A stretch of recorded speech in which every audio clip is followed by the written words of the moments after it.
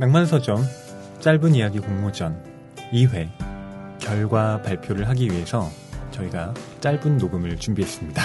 네, 결과 발표 방송 되겠습니다. 안녕하세요, 박경환입니다. 네, 안녕하세요, 허입니다.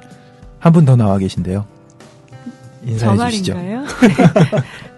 네, 안녕하세요. 저 놀러 왔습니다. 저는 정혜연입니다. 네, 반갑습니다. 네. 쑥스럽네요. 예. 네. 제가 이 자리에서 이렇게 함께 진행을 하기 전부터 낭만 서점을 털을 닦으시고 이렇게 네, 함께 당구시나 같은데요. 네. 그러게요. 정희연 작가님 오늘 제 나오셨습니다. 운녀였던가요? 네. 네, 오랜만에 왔어요. 진짜 계절이 한 2번 정도 바뀌었나요? 네. 네, 제가 봄의 마지막 녹음을 했나요? 그랬던 것 같은데. 네. 이 자리에서 저는 정희연 작가님이랑 같이 방송한 적은 없지만 네. 공개 방송 자리에서 같이 한 적이 있었고, 네, 맞아요. 그리고 네. 또 이 자리에 장유연 작가님이 계실 때 뭐 어땠다 뭐 이런 얘기를 이렇게 설화처럼 들어서 뒷담화. 아닙니다. 전설이었죠. 전설처럼 네, 그렇죠. 네. 전설과 뒷담화 사이에 어딘가에. 네, 그래서 네. 오늘 왠지 네. 친숙하고 정희연 작가님이 이 문을 열고 들어오시는데 느껴지는 어떤 그 다시 밟은 교정, 교정을 다시 네. 찾아오신 그런 느낌의 표정을 지어주셔서 네. 저도 같이 설레고 있습니다. 네. 작가님 어떠신가요? 오랜만에 오셨는데요. 어제 온 듯한 느낌이 들어요. 네. 제가, 좀 일찍 왔으면 좋았을 텐데, 제가 또 오늘따라. 오늘 차 굉장히 막히더라고요. 네, 특별히 지각을 좀 했어요. 그래서, 급하게 뛰어 들어와서 그런지, 네, 뭐 별다른, 생각보다, 더 그런 일상적인 그런 느낌으로 들어와서 앉아 있고요. 진짜 옛날 생각이 막 새록새록 나요. 네. 약 한 15회 전이잖아요. 한 15주 정도는 쉬신 거죠, 지금까지. 그러네요. 네, 네. 15주 만에 지금 네네네. 오셨습니다. 네. 저 작가님 오랜만에 뵙는데 얼굴이 되게 좋아지셨어요. 저희 일주일마다 한 번씩 강제 독서를 하잖아요. 그쵸, 네. 이제 거기서 벗어나셔서 그런지 얼굴이 네. 환해지신 것 같아요. 제가 이걸 그만둘 때 저 장편 소설에 들어간다면서 네. 그만뒀거든요. 어떻게 쓰고 계신가요? 한 줄도 안 썼어요. 그래서 한 줄도. 마음은 한 1000장 썼는데, 네. 어떻게 쭉 그렇게 돼서, 저 요즘 보는 사람들이 다 일을 안 하는 얼굴이라고, 책도 안 읽고, 쓰지도 않는 얼굴이라고 해서요. 그냥 개인적으로는 좀, 쉬는, 그런 기간이에요. 그래도 근데 박경환 부럽네요. 씨는 제가 지상에서 뵙던 것과는 네. 좀 사뭇 판이한. 그렇죠. 여기서 지금 뭐 피부색으로. 약간 사육당한 느낌이죠. 네. 책으로 사육당하는 낭만서점을 통해서. 그래도 제가 맡기 전에 정희연 작가님이 하실 때는 허희 씨도 그렇고 작가님도 그렇고 이 책에 대한 열정이 대단하셔서 한 책을 놓고 3시간씩 녹음하고 편집해서 1시간 반 나가고 그랬죠. 그랬다면서요. 네. 예, 저는 그것에 반대해서 아, 진짜요? 알맹이 있게 방송을 하자. 우리 없었다는 거야, 지금? 알맹이가 아니 없었다는 그러니까 거. 알맹이가 없었다는 게 아니라 아니, 이분이. 편집이 없게끔 아하. 1시간 반 했으면 1시간 반 일한 만큼 그냥 방송 나가게. 우리 PD님의 일을 덜어주고자. 네, 그렇죠. 네. 그렇게 되진 않고 있습니다. 1시간 반 녹음해서 50분 나가고 네, 그러나요? 뭐 네. 그랬으면 좋겠는데 뭐 그것도 어쨌든 허희 씨의 열정에 부딪혀서 네. 우리 열심히 하고 있어요, 그냥. 30분 찍었어요. 네, 제가 하고요, 이제. 제가 사실 모든 회를 다 듣지는 못해요. 근데 그렇게 되더라고요. 근데 생각날 때마다 다운받아서 틈틈이 듣거든요. 그럼 생각보다 남 대 남의 케미가 되게 좋으세요. 그리고 두 분 목소리가 그 음성 톤이 비슷하세요. 아, 그래요? 네, 못 느끼시죠, 두 분은. 전 가수랑 음색이 비슷하다고. 영광입니다. 아니, 저는 허희 씨 목소리가 좋던데요. 그 방송으로 다시 들을 때 허희 씨 부분만 듣고 싶어요. 무슨 말씀을? 그리고 우리 허이병농가님이 저랑 할 때보다 훨씬 밝아지신 것 같아요. 그러니까 아닙니다. 좀 밝아지셨을 수 있는 것 같아요. 저랑은 어떤 뭐랄까 문학적 대립 뭐 이런 게 없는 거죠. 그쵸. 저는 그래요? 뭐 그렇게 배우는 입장에서. 네. 그리고 더 솔직하게 남자의 네. 속마음 이런 것도 더 얘기 많이 하시고 재밌더라고요. 뭐 저로서는 정희원 작가님과 박경환 씨 모두 일장일단이 있어서 참 네. 뭐랄까요. 정희원 작가님의 방송도 참 좋았고 지금 현재 하고 있는 뭐 경환 씨와의 방송도 네. 작가님과는 또 다른 어떤 색깔을 갖고 있는 점에서 역시 좋습니다. 왜 더듬었어요? 방금 더듬었죠. 역시 이런 훈훈한 마무리에 대한 강박은 여전하시네요. 네. 좋게 끝내야 되는데. 네. 아무튼 뭐 저는 계속해서 정희원 작가님이 오늘 오신 게 제가 앞으로 낭만서점을 해나가는 데 있어서 네. 또 이렇게 채찍질이 되는 것 같기도 하고 열심히 해야겠다 네. 생각이 듭니다. 왜죠? 그러니까 원래 계셨던 분이 오시니까 네. 원래 이런 느낌으로 이렇게 잘 하셨겠구나 하는 네. 생각에서 약간 원조 느낌이. 그러니까요. 네. 털을 잡으신 느낌. 아니 무슨 원조 할매. 농담입니다. 네, 저희가 뭐 작가님을 모신 이 반가운 마음에 여러 가지 이야기를 나눠봤는데 오늘 작가님이 나와주신 이유는 낭만서점 짧은 이야기 공모전 심사를 맡아주셨기 때문입니다. 네. 심사뿐만 아니라 이 짧은 이야기의 첫 문장도 정해주셨죠. 네, 그 남자는 거기 서 있었다. 네. 작가님 그 첫 문장을 왜 그것으로 선택하셨는지. 뭐 네, 특별한 이유는 없어요, 사실. 그런데 3인칭으로 짧은 이야기지만 뭐 짧은 한 편의 쇼스토리, 예, 뭐 짧은 소설 이런 느낌의 글이라고 다들 생각하셨을 것 같고요. 그런 의미에서 그 남자는 거기 서 있었다 하면 일단 어떤 행동, 서사의 시작이잖아요. 네. 네, 그래서 그런 상황을 똑같이 공평하게 드리고 싶었어요. 그러면 이제 그 남자는 누구이며 그 남자는 어디로 갈까? 혹은 그 남자는 높은 데서 떨어질 수도 있고 그 남자는 마지막 문장까지 서 있을 수도 있겠죠. 네. 그래서 똑같은 상황에서 정말 수백 수천 가지의 다른 이야기들이 나오는 그런 재미가 또 있을 것 같아서 그런 문장을 생각해봤어요. 네, 저랑 이제 정희원 작가님이 약 한 200편 정도 들어왔다고 해요. 그래요. 네. 네. 그래서 절반씩 나눠서 심사를 진행했는데요. 예심이죠. 예. 일종의. 그때 그 봤던 내용들 중에 상당 부분이 그 남자가 자신의 첫사랑 굉장히 많았습니다.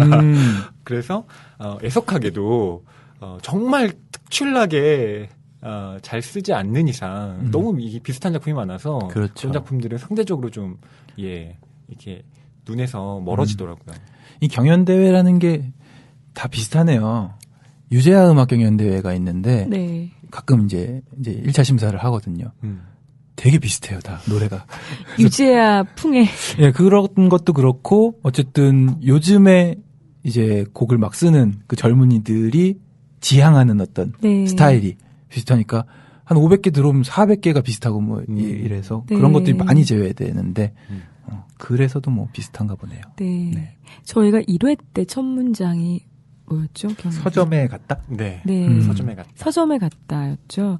근데 서점에 갔다보다 저는 그 남자는 거기 서 있었다라고 하니까 첫 문장 때문인지 몰라도 훨씬 소설적인 구성이 그 전 회에 비해서 많이 늘어나신 것 같더라고요. 아니, 그 점 재밌었어요. 본인의 장편 소설은 한 줄도 안 쓰셨는데 낭만서점 공모전에 한 문장은 이렇게 그러네요. 써주셔서 저도 그 남자는 거기 서 있었다로 시작해 볼까요?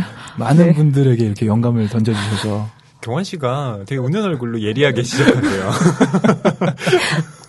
네. 한 문장에 언젠가 쓰여야 할 텐데 정말 그러니까 걱정이에요. 그게 얼마나 큰 일입니까? 본인 작품에서는 지금 한 문장이 안 써졌는데 무서워. 대단한 일을 해주셨다는 그런 말씀이었습니다. 네, 저희 이제 결과 발표를 해드려야 될 것 같은데요. 자, 그럼 낭만서점 짧은 이야기 공모전 2회 당선자 3등부터 발표하겠습니다. 네, 먼저 제가 3위 발표하겠습니다. 그늘이라는 작품이고요. 최혜련님입니다. 네, 축하드립니다. 축하드립니다. 네. 이 그늘이라는 작품은 예심에서 평론가님이 네. 보신 것 같아요. 그런데 굉장히 문장이 참 안정적이시더라고요. 네, 그리고 이렇게 문체가 단아한 문체? 뭐랄까요? 어쨌든 본인이 하려는 이야기를 네, 충실히 끝까지 밀고 나가서 이렇게 표현하신 어떤 저력이 느껴지는 그런 작품이었습니다. 특히 그 짧은 이야기가 이 어쩔 수 없는 분량의 제한 때문에 거창한 이야기를 할 수 없잖아요. 그러니까 플롯이나 이런 것들을 좀 세밀하게 짤 수밖에 없는데 이 작품은 이 방 안에서 이 자신의 어떤 상념들을 쭉 서술을 하면서 굉장히 이 작은 공간 안에서 일어나는 일들을 짧은 이야기라는 형식에 저는 잘 담아냈다고 봤거든요. 그래서 이 작품에 좀 눈길이 갔고요. 경환 씨는 어떠셨어요, 이 작품? 네. 저는 일단 이 작품이 거의 최종으로 올라온 작품들을 저한테 보여주셔서, 예. 제가 뭐 순위를 매기는 그런 권한은 없지만 다 읽어보긴 했는데, 이 작품이 제일 빼곡했던 것 같아요. 밀도가 네. 높았군요. 맞아요. 글씨가 제일 많은 것 같기도 하고. 그러게요. 네. 내용 면에서는 저를 이렇게 좀 음침한 곳으로 끌고 가더군요. 그래서 우울한 감성도 이제 아주 농밀하게 느낄 수 있었던 것 같습니다. 네. 그늘 써주신 최혜련님 다시 한번 축하드립니다. 네. 2등 발표하겠습니다. 2등 당선작은요. 임기현님의 은각이라는 작품입니다. 축하합니다. 네, 축하드립니다. 네. 네, 이 은각은 실버 할 때 은하고 뿔 각자 쓰는 각해서 은의 뿔이란 뜻의 제목을 갖고 있습니다. 이 은각 작가님 어떠셨나요? 네, 일단 상상력이 독특하죠. 네. 뿔이 자라나는. 네, 몸에서 뿔이 자라나는 이야기라서, 그 설정만으로도 일단 이제 처음부터 끝까지 우리를 집중하게 하는 그런 힘이 있었고요. 그리고 그 상상력을 정말 잘 풀어나가셨다는 생각이 들어요. 그리고 이게 어떤 운동선수인 남자의 이야기인데 네. 그 이야기가 어떤 승패 세계의 네. 이야기죠. 그것이 우리 사회에 대한 어떤 은유랄까 이렇게 읽히기도 하고요. 네. 그러니까 그런 열패감 같은 것들이 네. 이제 뿔이라는 어떤 하나의 상징물로 예. 기능하는 그런 짧은 이야기였는데요. 경환 씨는 어떻게 보셨어요? 일단은 이 분이 글 쓰신 분이 초등학교 중학교 때 예. 육상부를 좀 하신 게 아닌가. 굉장히 묘사가 맞아요. 네. 실감나죠. 네, 실감나는 것 같아요. 멀리뛰기를 해본 사람만이 할 수 있는 그런 묘사였던 것 같습니다. 해보셨나요? 저는 한때 잠깐 몸담았는데 멀리뛰기의 세계에? 육상부예요. 오. 네. 의외다. 근데, 네, 축구부가 있으면 축구부를 하고 싶었는데 없어서 육상을 이렇게 했던 시기가 한 4학년, 5학년 이때였죠. 근데 제가 축구를 잘해서 예. 많은 친구들이 저에게 이제 뭐 육상적으로도 큰 자질이 있지 않겠나 기대를 하고 저를 이렇게 많이 우러러봤달까요?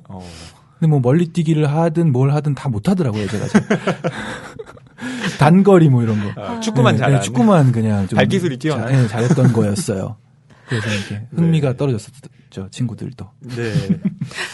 네. 임견님, 네, 과연 육상부 출신이신지 궁금하네요. 혹시 방송 들으시면 댓글을 좀 네, 남겨주시면 감사하겠고요.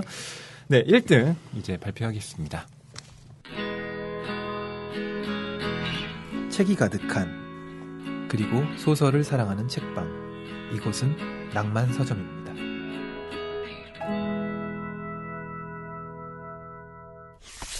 네.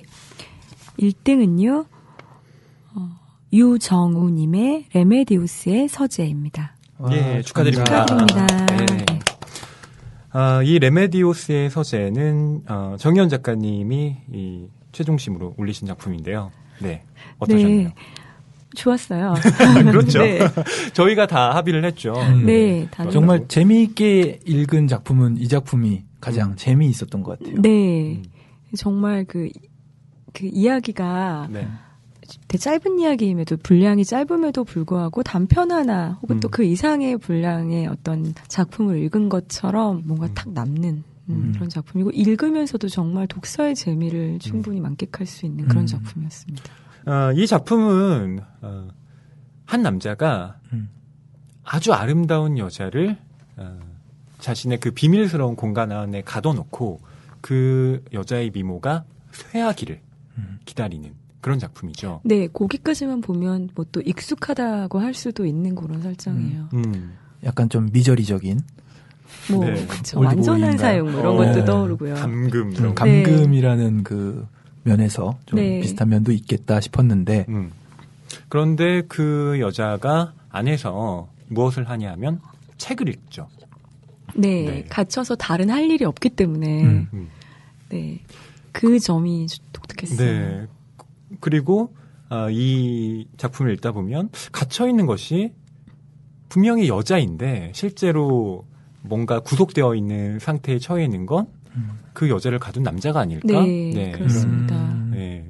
그 반대의 생각을 하게 만드는 지점들이 있고. 네, 그 여자가 책을 많이 읽고 어떤 그 내면의 깊이가 쌓여갈수록 그리고 시간이 지날수록 권력의 역전 같은 게 일어나죠. 그래서 네. 마지막 순간에 그게 정말 극명하게 딱 보여지죠. 예.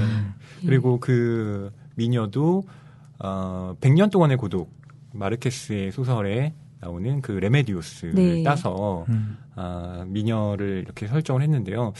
저는 이 잘 보지 못하는 미녀의 이름이 나와서 좋았던 것 같아요. 그러니까 아프로디테도 아니고 네. 헬레네, 뭐 네. 아프로디테 네. 너무 많잖아요. 근데 네. 레메디우스는 물론 100년 동안의 고독이 유명하지만 네. 제가 이렇게 주변에서 쉽게 보지는 못한 이름이었거든요. 네, 그리고 레메디우스가 뭐 가지고 있는 어떤 상징이 상징성. 있겠죠.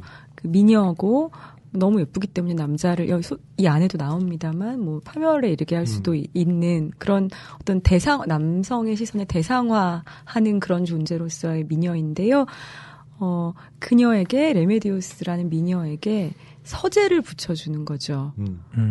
예, 그러면서 그 전에 가지지 못했던 어떤 한 겹을 더 주는 거기서 어떤 전이가 일어난다고 생각하고요. 이 작품이 가지고 있는 가장 멋진 지점이 그거라고 생각합니다. 네.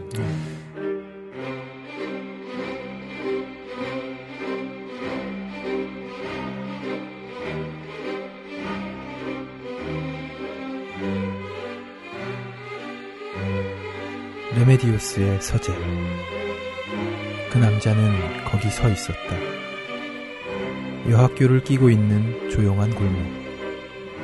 축대와 함께 높이 쌓아올린 담벼락 아래 자신의 차를 세워놓고 어쩌면 그곳은 그 여자가 바깥 세상에서 마지막으로 보는 풍경이 될지도 몰랐다. 담장 위로 고개를 삐쭉 내민 나무들. 오전에 내린 비로 곳곳에 물 웅덩이가 생긴 길바닥. 물 웅덩이에 조그맣게 담긴 하늘. 멀리서 그 여자가 걸어오고 있었다.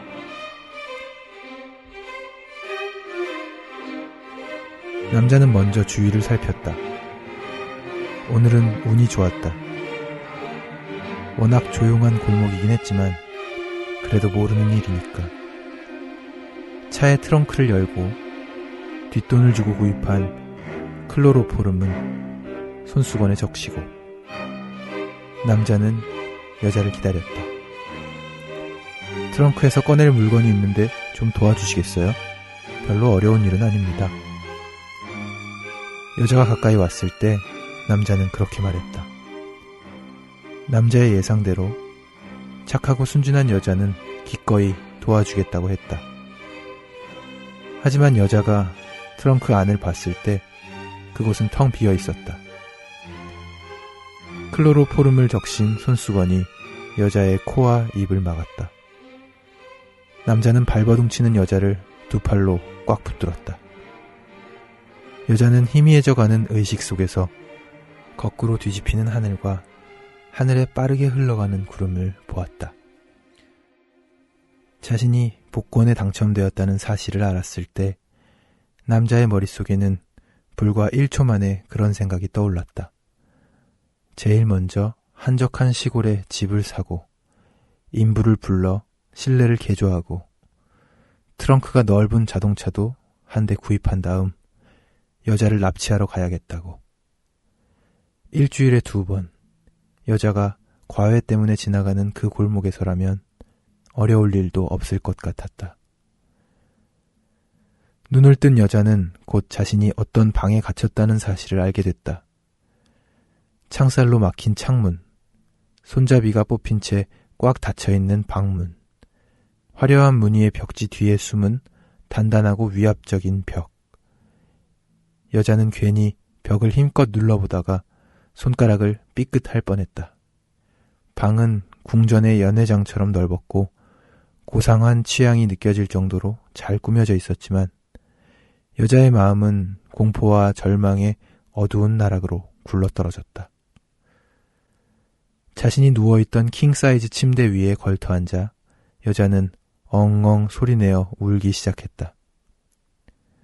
드르륵 한쪽 벽에 붙어있는 작은 문이 열렸다. 마치 전당포의 접수창구나 교도소의 면회창구를 닮은 문이었다. 여자는 그곳으로 달려갔다. 창살 너머에는 남자가 있었다. 당신은 여기서 못 나갑니다. 얼른 그 사실을 받아들이는 게 좋을 거예요.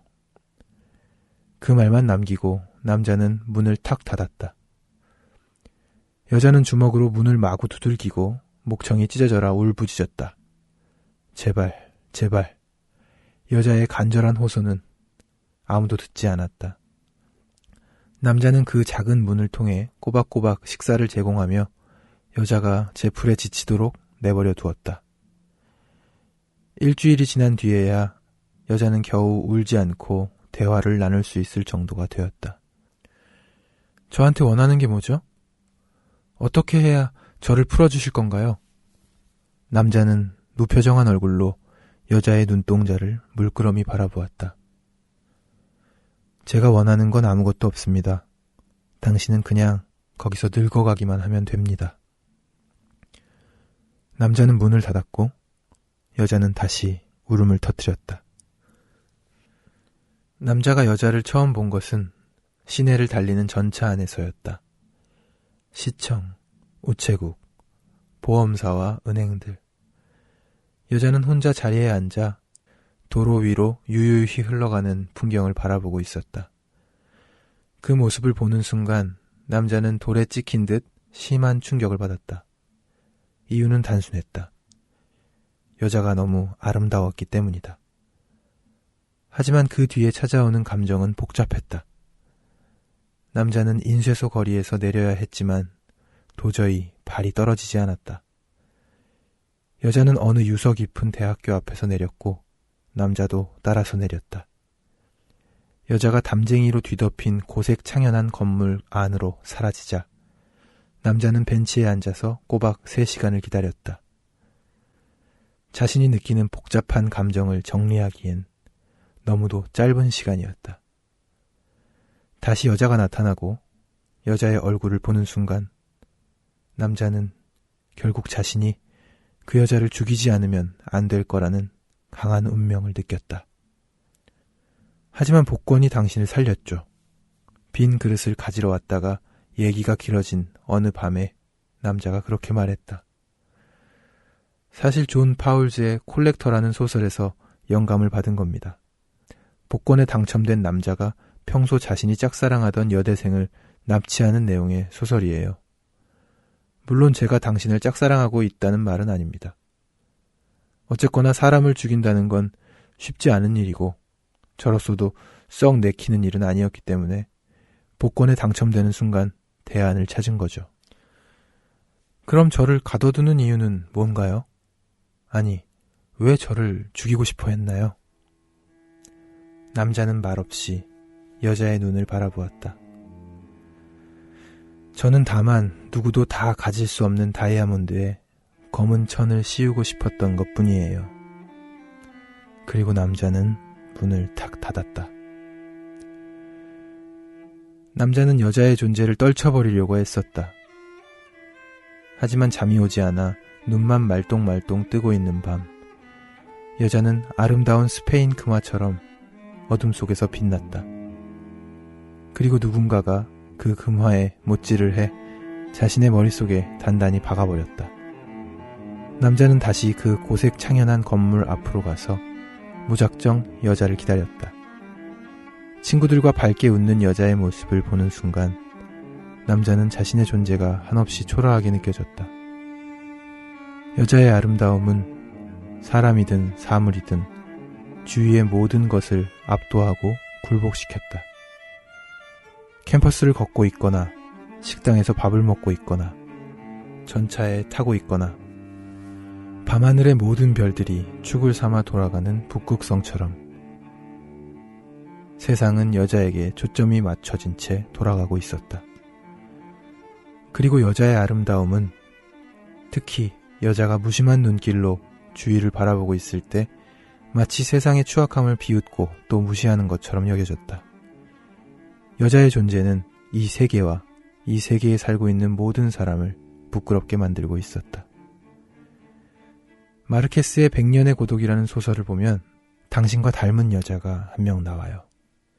미녀 레메디오스라는 이름의 이 여자는 너무도 아름다워 남자를 미치게 만들고 비록 자신이 원하는 것은 아니지만 때로는 남자를 죽음으로 이끌기도 하죠.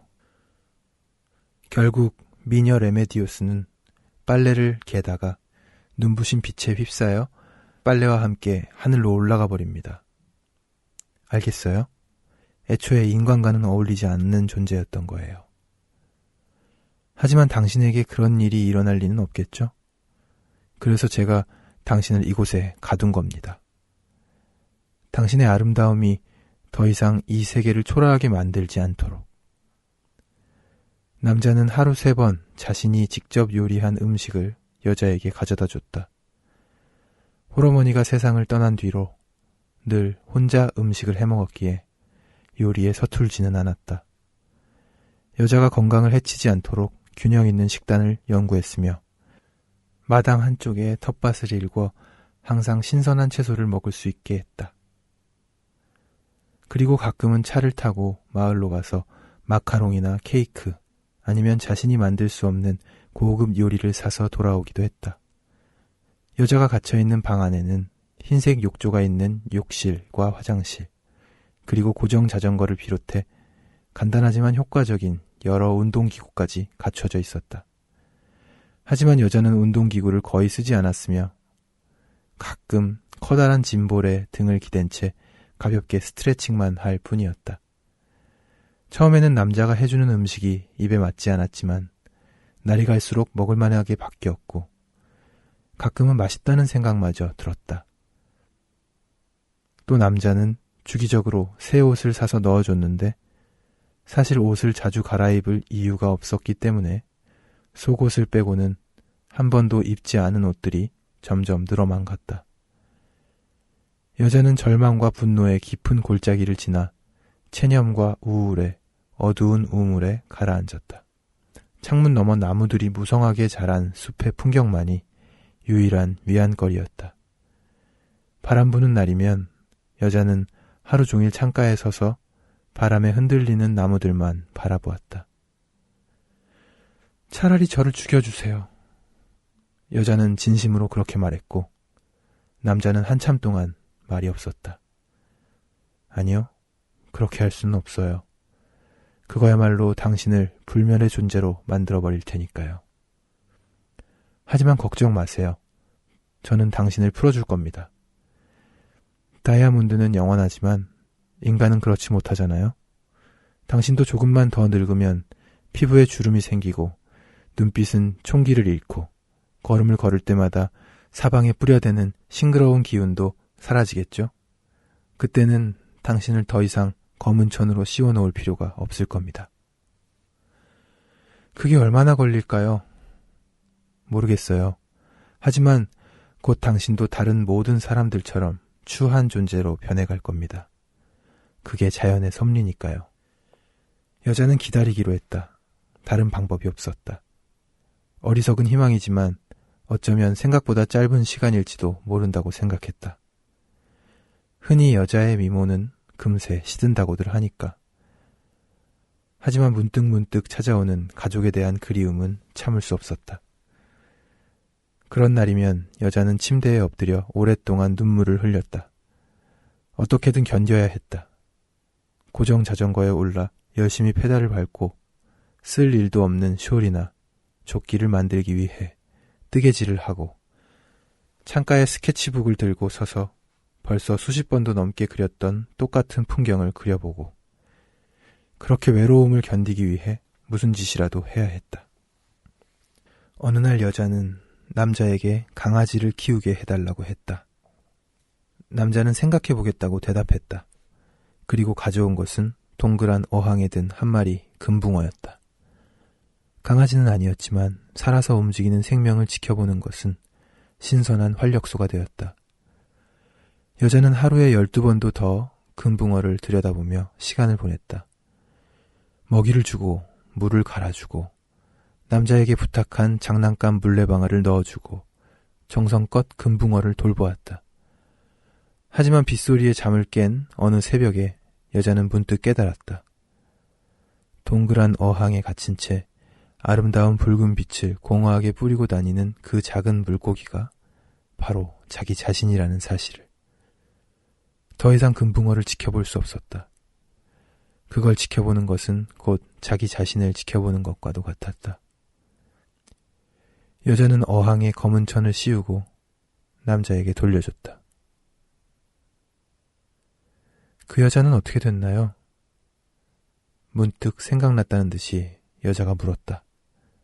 누구 말인가요? 저처럼 누군가에게 납치되었다는 그 소설 속 여자 말이에요. 남자는 입을 꾹 닫고 대답하지 않았다.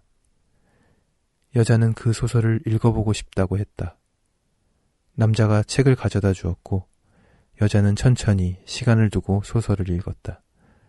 놀랍고도 아름답고 흥미로우면서도 슬픈 소설이었다. 소설을 다 읽고 여자는 침대에 엎드려 펑펑 울었다. 참을 수 없는 눈물이 끝없이 흘러내렸다. 살인자, 저도 이곳에서 미란다처럼 죽고 말 거예요. 하지만 음식을 가져온 남자에게 여자는 그렇게 말했다.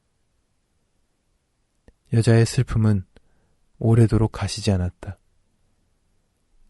여자는 하늘로 올라간 그 미녀의 얘기도 읽고 싶다고 했다. 그건 정말 재미있는 소설이었다. 여자는 꼬리에 꼬리를 물고 끝없이 펼쳐지는 얘기에 흠뻑 빠져 밤도 낮도 자신이 갇힌 방도 모두 잊었다. 그때부터 여자는 소설을 읽기 시작했다. 한 권, 두 권 읽으면서 소설을 읽는 재미에 점점 빠져들었다. 제목만 알고 있는 유명한 책들, 책을 읽으면서 알게 된 다른 작가의 책들, 시리즈 목록에 있는 책들, 신문의 북코너에 소개된 책들. 여자는 많은 책들을 남자에게 부탁했고 남자는 불평 없이 꼬박꼬박 책들을 구해서 여자에게 건네줬다. 여자가 그리워하는 많은 것들이 책 속에 있었다.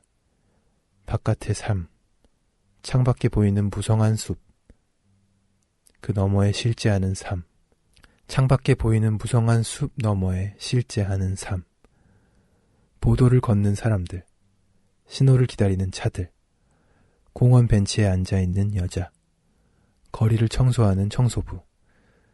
느닷없이 찾아오는 그러한 풍경에 대한 그리움이 책을 읽는 것으로 해소될 수 있다는 사실이 놀라웠다. 여자의 방에는 밤늦도록 불이 켜져 있을 때가 많았다. 남자는 바깥의 삶을 살고 있었지만 따지고 보면 여자와 그렇게 다른 삶을 사는 것도 아니었다. 하루 세끼 여자와 자신의 식사를 준비하고 청소를 하고 빨래를 하고 텃밭을 가꾸다 보면 하루가 금방 지나갔다. 물론 단 하루도 집을 떠나 있을 수는 없었다. 가끔 근처에 있는 호수로 낚시를 가는 것만이 남자의 유일한 취미였다. 남자는 고독을 받아들여야 했다. 그건 어쩌면 여자를 납치하고 감금한 것에 대한 대가였다.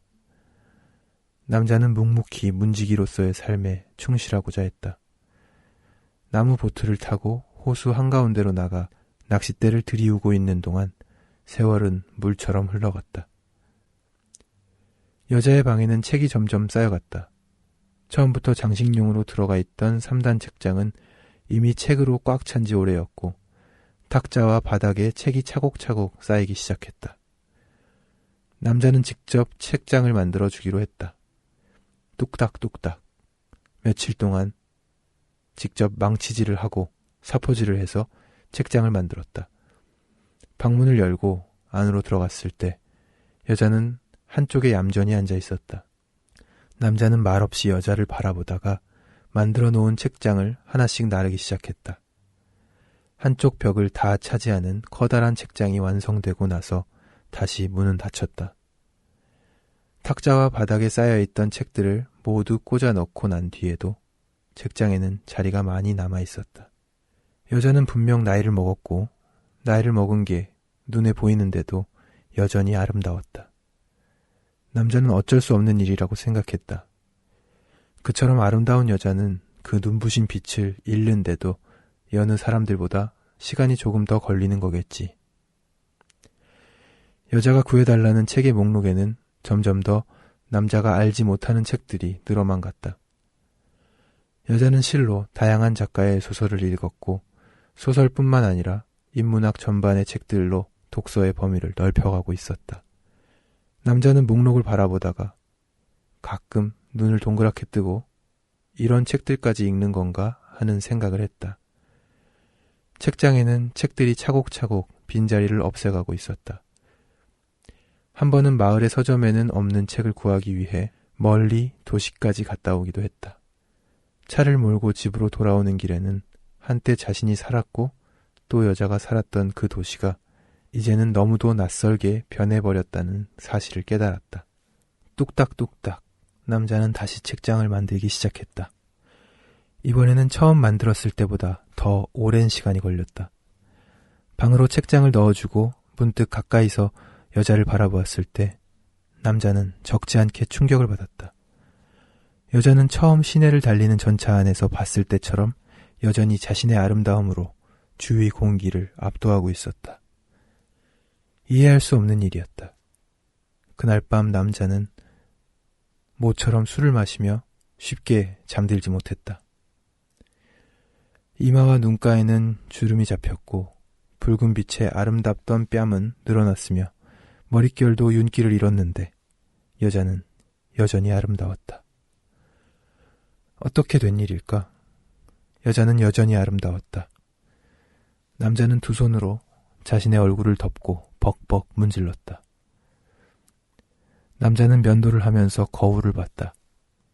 그곳에는 가운데 머리가 다 빠지고 양쪽 귓가에 하얗게 센 머리카락만 조금 남아있는 노인이 한 명 있었다. 인간의 얼굴을 통해 드러나는 것은 무엇일까? 남자는 2층으로 향하는 계단을 올라가며 생각했다. 열쇠를 찾아서 자물쇠를 열고 방문도 활짝 열었다.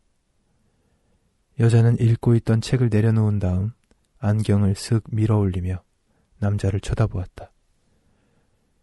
염색을 하지 않아 여자 역시 하얗게 센 머리였고 이마에는 곱게 접힌 주름살이 가득했다. 하지만 여자는 여전히 단정하고 우아했고 무엇보다 남자를 바라보는 그 눈빛은 여전히 세상을 압도하고도 남을 만큼 아름다웠다. 그건 여자를 처음 보았을 때 느꼈던 그 아름다움과는 조금 성격이 다른 아름다움이었다. 거기에는 깊이가 있었고 거기에는 이해가 있었고 거기에는 평화가 있었고 거기에는 어떤 우주가 있었다. 그 누구도 들여다볼 수 없는 아주 오랜 시간을 통해 조금씩 형성된 우주. 이제 그만 밖으로 나가도 좋소. 남자가 말했다. 여자는 안경을 벗고 남자를 물끄러미 바라보다가 물었다. 이제 내가 추해졌나요? 남자는 아니라고 대답했다. 이제 그런 건 아무 상관이 없고 모든 게 끝났다고 말했다. 늦었지만 당신에게 자유를 주고 싶소. 여자는 잠시 생각에 잠긴 얼굴로 있다가 자리에서 일어났다. 남자를 지나 문 밖으로 걸음을 내딛었다. 계속해서 계단을 내려가 집 밖으로 나갔다. 남자는 여자의 뒤를 따라 대문까지 걸어갔다. 여자는 그대로 걸음을 옮겨 자신이 늘 창가에서 바라보던 숲으로 걸어 들어갔다. 숲의 공기는 신선했고 나무와 풀의 냄새가 진하게 느껴졌다. 어디선가 풀벌레 소리가 희미하게 들리는 듯했다. 여자는 천천히 산책하듯 숲을 걸었다. 그리고 다시 집으로 방향을 돌렸다. 대문에는 여전히 남자가 서 있었다. 여자는 남자에게 가까이 다가가 조그만 소리로 말했다. 2층으로 따라와요. 당신이 구해줘야 할 책이 있어요.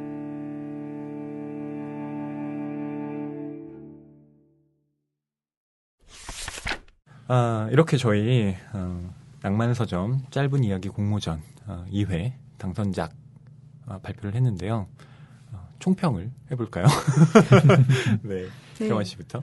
네, 저는 이 1위 작품 레메디오스의 서재에서의 여주인공의 조금은 지금 문득 생각하는데 이입이 되네요. 낭만서점 이 부스 안에서 네. 강제 독서를 약 15주간 네. 방송을 위해서 이제 독서를 강요당하고 있는데 지하실에 갇혀서. 네, 지하실에 갇혀서 낭만서점을 한 몇 년간 하다 보면 내 모습도 아름다워지겠구나 하는 희망도 좀 품고 늙어도 늙지 네, 않은 듯. 그렇죠. 머리가 희끗해져도 또 다른 아름다움이 있는 내면의 아름다움을 좀 키워나가는 독서를 저도 좀 해야겠습니다. 되게 긍정적인 분이었군요. 아니 제가 이렇게 맡기 전에는 한 주에 2-3권씩도 읽으셨다면서요? 그런 어쩔 수 없이 네. 녹음 스케줄이 그럴 때가 있었죠. 그러셨다면서요? 네. 저는 그건 할 수 없다. 한 권으로 이렇게 매주 합의를 녹음하시죠. 요새. 매주 요즘에 거의 매주 하고 네. 있죠. 네. 뭔가를 같이 공감하는 그런 눈빛을 보내주시네요. 힘드시겠어요?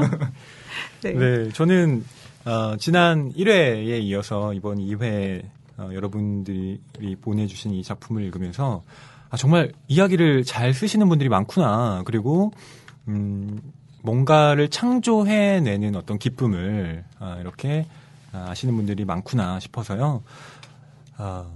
앞으로 3회가 더 기대됩니다. 저희 PD님이 살짝 귀뜸을 해주셨는데 3회부터는 이 당선작들을 책으로 묶으신대요. 네, 그래서 여러분들의 글이 활자화되는 그런 즐거움도 네. 맛보실 수 있을 겁니다. 요즘 한창 그 뮤직 비즈니스 업계에서도 뭐라 그럴까요? 플랫폼? 홍보를 위한 플랫폼 해서 좀 이제 그냥 방구석 뮤지션들이 자기 방구석에서 네이버 뮤지션 리그 뭐 이렇게 올리기도 하고 다양한 시도들을 하잖아요. 예.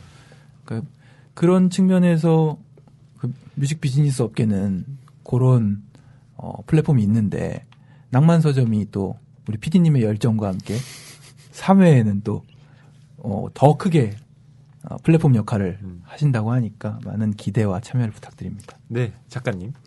네, 저는 심사하면서 낭만서점 청취자분들이 맞으시죠? 여기 응모하신 분들이. 네. 그렇겠죠? 그렇겠죠? 네.